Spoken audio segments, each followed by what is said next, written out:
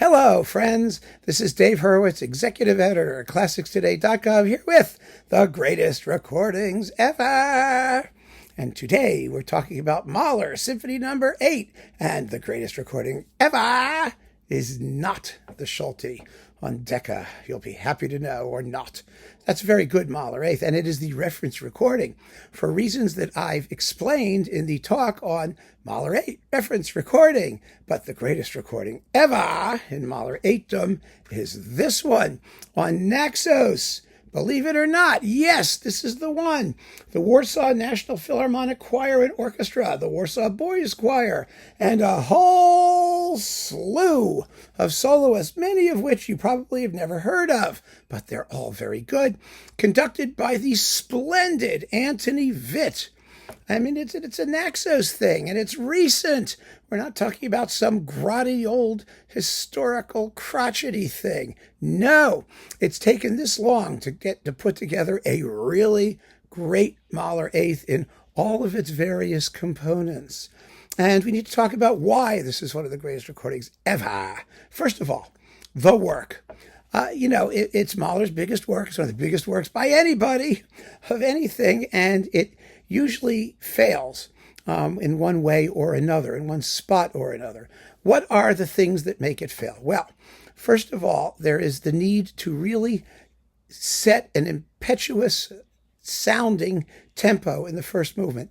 It does not have to be fast, but it has to be spontaneous, a huge outpouring of choral magnificence.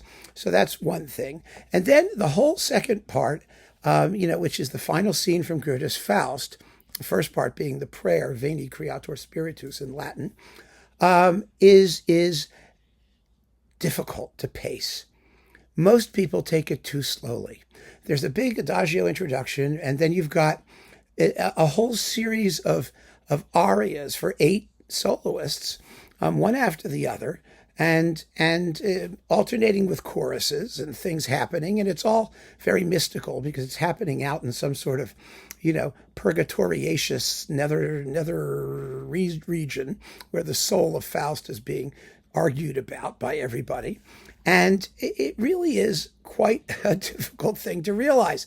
You've got the opening men, and then, they're all apostrophizing the Virgin. And then you've got a series of arietas, or short arias, for the 3 incredibly irritating women. And then they all sing everything in a canon. And those are hard to pace. Most conductors take them all as a clump.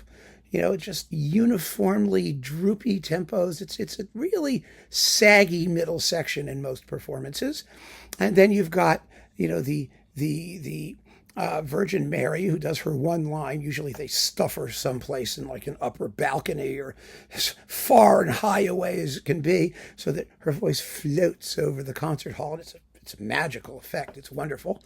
And then Dr. Marianus, no one's quite sure who he is, tells everybody to look up and upward. And then they all sing the final chorus mysticus about how the eternal feminine leads us onwards. And the Veni Creator Spiritus comes back at the end, and there's offstage brass at the balconies and crashing and smashing, and you've got an organ and a harmonium and pianos and and a bunch of harps and mandolins. And it's unbelievable, right? How do you capture that? How do you integrate the sound of the organ? How do you deal with its double choir with a children's choir in the middle, so 3 choruses, and all these soloists and instruments everywhere? Well, as we learn in this particular performance, the best way is to stuff everybody into a really big hall and set up the microphones and just let it happen. Don't screw with it. Get your balances right for the performance, so that everything is where it's supposed to be, and then it's up to the conductor. And Antoni just delivers. And boy, does he deliver. The orchestra plays splendidly. The choirs sing magnificently. He's a fabulous conductor of big choral works. Remember, he has that whole Penderecki edition on Naxos. He did the Dvorak Requiem, the Janáček Glagolitic Mass. I mean, this choral stuff is his meat and potatoes. He just brings it home with effortless, natural, wonderful focus and instinctive energy, and it all just goes the way it's supposed to go.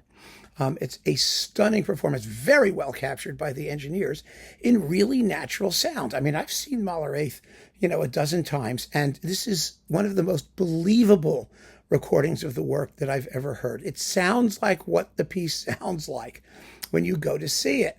It has that sense of perspective and focus. It's just, again, that feeling of naturalness, that the engineers aren't desperately striving to capture effects that they're not going to get. Now, it has competition. I mean, especially from the new recording by Osmo Venska in Minnesota, which is also just marvelous, first-class performance. But I really think at the end of the day, it's wonderful to hear a recording from forces that you never expect, but whose musicality and sensibility really shows the work in the best possible light. It's a stunning, fabulous recording that really deserves the appellation, Best Recordings Ever. Congratulations to all involved. I was thrilled when it came out. I was dazzled. I was shocked that it was as good as it is, but it is. So keep on listening, friends. Thanks for joining me. Take care.